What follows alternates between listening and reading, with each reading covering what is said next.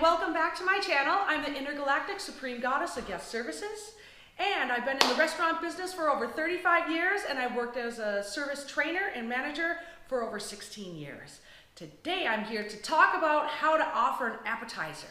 And I want to talk about that I'm using the word offer instead of sell, because when we say the word sell, that is kind of a push for some of us, and some of us feel a little bit fear or a little bit afraid to go push people to get something or buy something that maybe they don't want to have.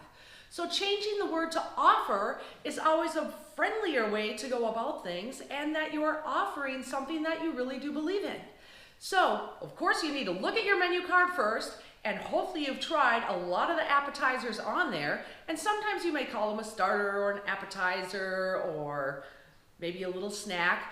But whatever your word is, try to find a word that's the most comfortable to you. Then the next thing is to try all the appetizers, or at least many of them, or at least the ones that you're interested in trying, because those are the ones that are probably going to be your favorites. The next thing is to find out what your favorite is. After you try your favorite, you're going to explain it to somebody or explain it to yourself, just as you would your best friend, about this appetizer. Oh, I love it so much because it is so crunchy, it's so tender, there's just enough bites that it just fills the stomach a little bit, gets me ready for the main dish. I love it so much, you also need to try it. So you need to think of, how can I tell about my appetizer with a little bit more feeling? Explain your appetizer as the same way you would explain it to a good friend.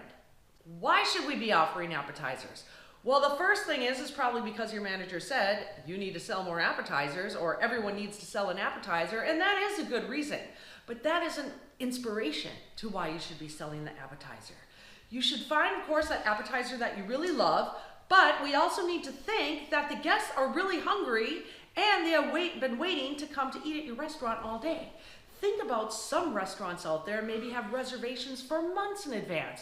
So with all the people that are coming on your shift tonight that are going to be sitting in your section, probably woke up this morning knowing that they were going to be eating in your restaurant. So their life changes just a little bit, as well does yours when you go out to eat at a nice restaurant in the evening. First of all, you wake up, you don't end up having a 6-egg Denver omelet, because you know that tonight you're going to go to the restaurant and you're going to pig out. So you want to save some room. And for lunch, you're not going to have a huge Subway sandwich. Oh no, you're going to have like a little salad, because you want to be really hungry, because tonight you're going to go to the restaurant and you're going to pig out. And a lot of people have already figured out how they're going to end up paying for that. Are they going to put it on this card or that card? Are they going to end up paying cash? And who's going to be paying for it?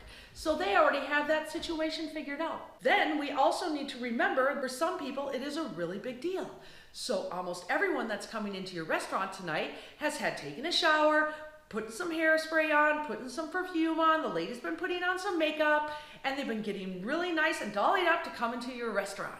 So it is a really special occasion for them. So not only do they know how they're gonna pay, they look great, but they're really, really hungry. So the last thing we can do is actually offer them an appetizer. Remember that if the family had some kids, the mentality is, I'm gonna try to starve my kids little by little all day long, because when we get to the restaurant, I want them to be really hungry, so they sit there so nice and we all have a nice meal together. And what happens is, when the kids get into the restaurant, they're so starving once they start smelling the foods of the restaurant that they start to freak out. So what is your backup plan? Make sure to have some carrot sticks or some cucumber sticks or something very little that they can nibble on until their appetizers are getting down to the table.